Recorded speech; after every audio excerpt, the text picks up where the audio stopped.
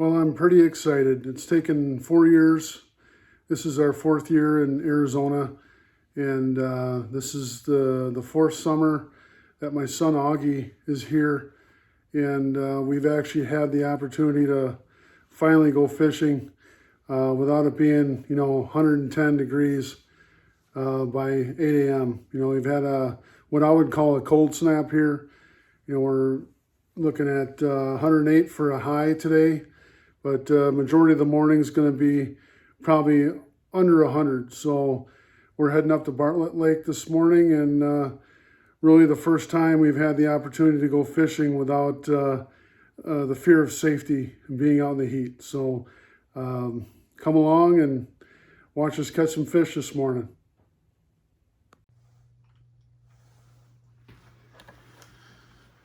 Rise and shine, fishermen, ready to go.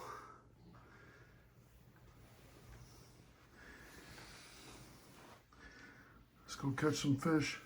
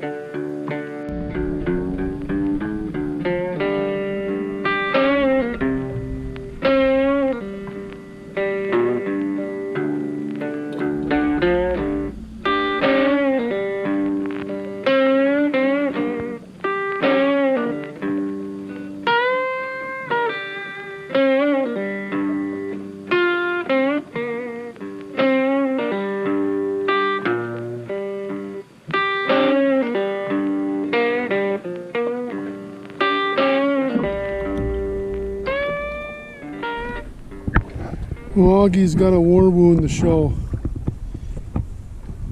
Show your arm there.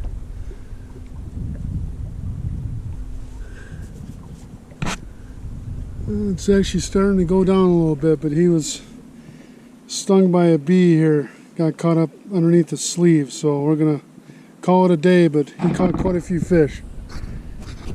Caught some good ones, right? Yeah. Yeah. Well, Auggie and I went to Bartlett Lake fishing about a week ago, and we're finally getting around to doing a little tutorial about our outing. And it was an exciting day for me to take my son out fishing for the first time since we've moved to Arizona, which has been about 4 years. It seems like you know, our summers have turned into an oven as soon as Auggie arrives in June. And we actually had a morning where, you know, it was, I would consider it cool being under 100 degrees till about 8:30 in the morning. So we had a rare occasion when we could get out, and I took him out on Bartlett Lake, and we had a lot of fun. Spent a few hours out there, and Auggie caught some fish and learned a few new rigs. But how we started our morning was casting topwater, and what I have here is a Rebel Popar, and this may be a Rebel Popar Junior. It's a smaller profile, but I think Auggie caught a fish on his third cast out there. And you want to explain how you did it? How you caught them? So I made bubbles with the rig. I'm doing this motion with the rod. Yeah. Once in a while. Yeah, and he actually casted. We were casting, hanging in deep water, casting up on a ledge in about 3-4 feet of water. And those fish were surface feeding until about 6:30 in the morning. So we were out on the water by 5 o'clock, so it was an early start for us.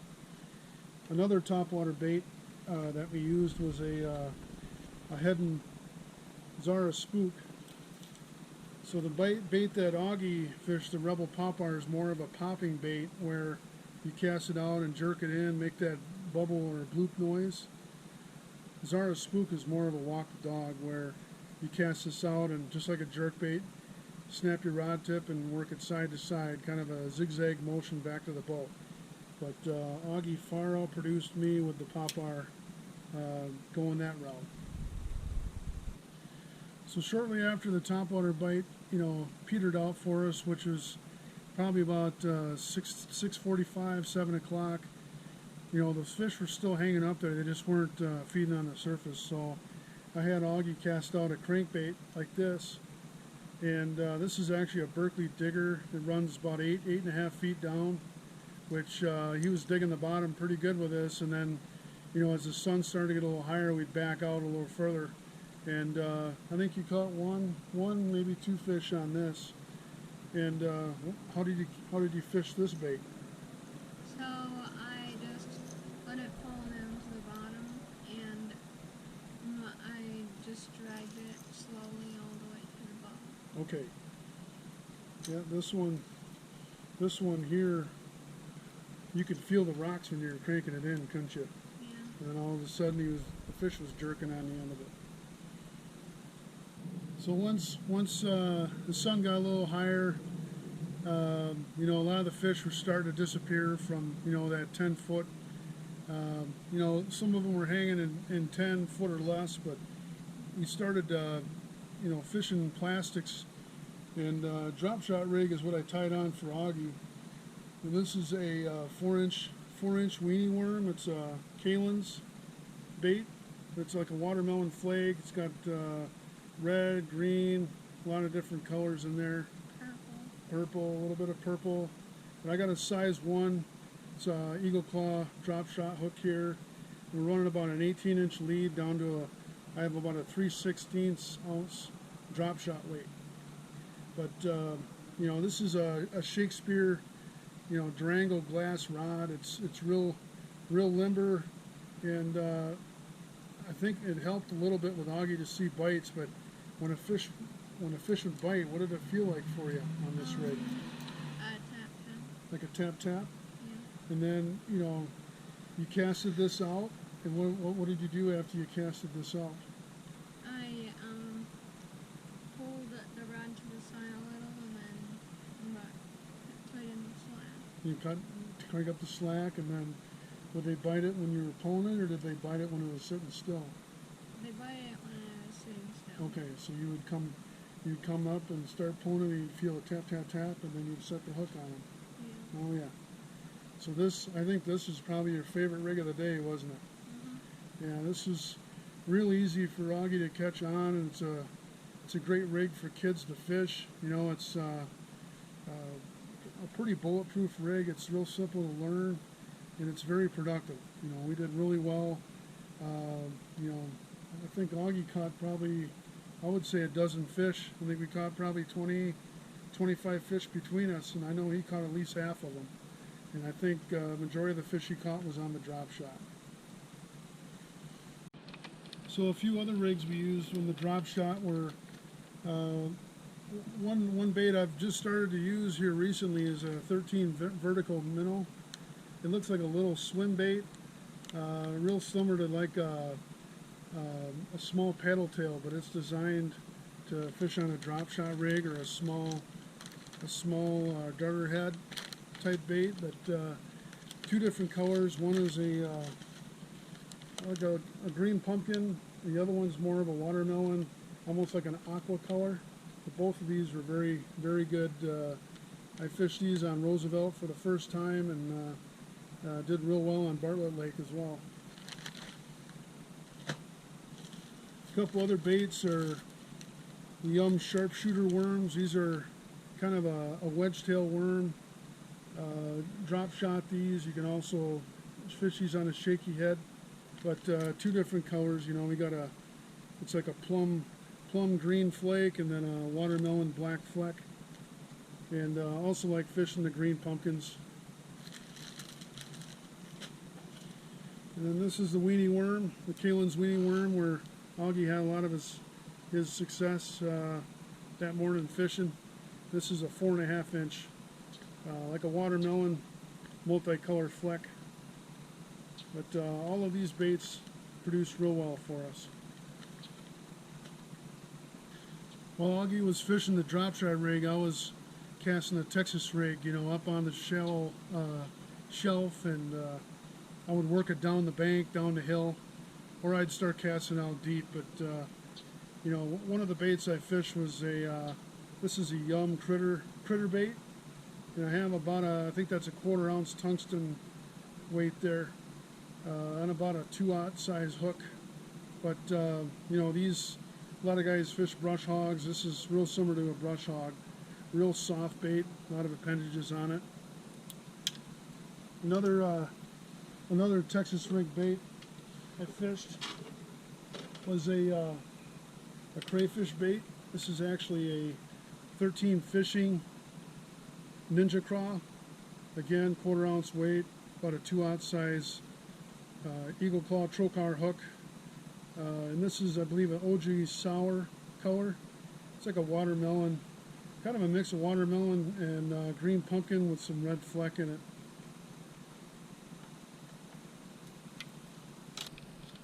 This is the 13 Ninja Craw in an Auggie sour color. You actually get 6 to a pack, but yeah, definitely a bait that moves some water. A bait I think a lot of fish haven't seen around here, so it's been producing really well for me.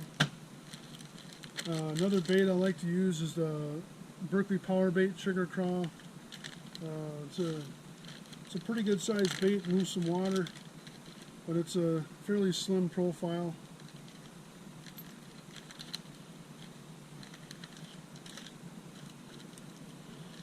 Here we got the baby Christie critter. This is a Yum bait. Again, this is very similar to a brush hog. A brush hog here, very similar to a brush hog profile. You got your little arms and your curly tail and your appendages. This is a baby brush hog here in a green pumpkin color. One of my other baits I really like are the Berkeley Power power craw or rocket craw. And this is a watermelon candy color. It's getting a little difficult to see. We're losing the sun here.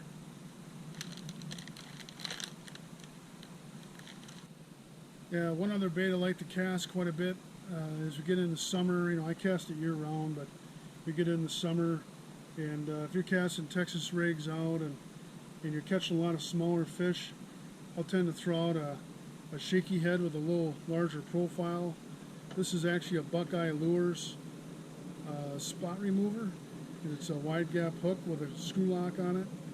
And I actually have a 13 fishing joystick. It's a rabbit ear worm. And this produced really well too. You know, right where you would catch fish on Texas rigs, I'll cast this out.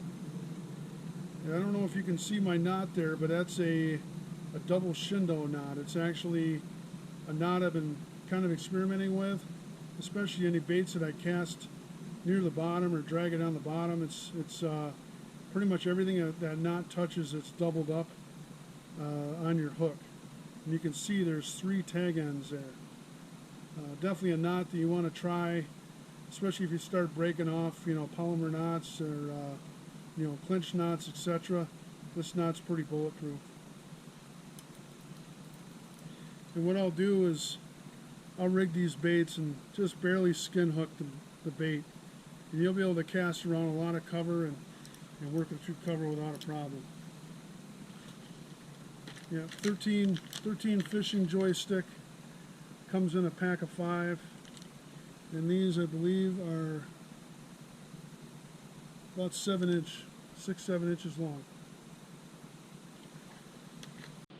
Yeah, so Augie and I had a good morning, caught a lot of fish. I think yeah, we caught probably 20 plus fish. But what was your favorite part of fishing that day? Catching fish, yeah. Yeah, that's always my favorite thing too.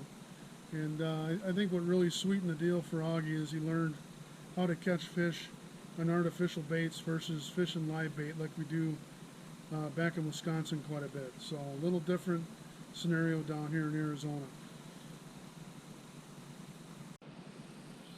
So you told me what your favorite thing was. What was your least favorite thing about the fishing trip? The bees. The bees. Yeah, when the sun came up, the wind kind of went away. We had a little bit of a breeze when we first started, and yeah, the breeze went away and the bees just were buzzing all around the boat. And yeah, they were getting to the point where they were becoming quite the nuisance. And one ended up flying up Augie's shirt sleeve and got pinched between his shirt and pegged him in the arm. So luckily I had a forceps and I pulled the stinger out real fast. And You I know. said alcohol. Yeah, and we had an alcohol wipe and a first aid kit. Never leave home without a first aid kit. And so I pulled the stinger out quick enough, I think. It was like a bad mosquito bite. But it kind of bothered Augie, you know, part of the day. Next day he still felt it, but he handled it like a man. So, but yeah, we had a fun day, and we're hoping to get out fishing some more while Augie's here in Arizona visiting for the summer. We'll probably get on Pleasant Lake and maybe one more time on Bartlett Lake. So, thanks for watching, and hope to see you soon.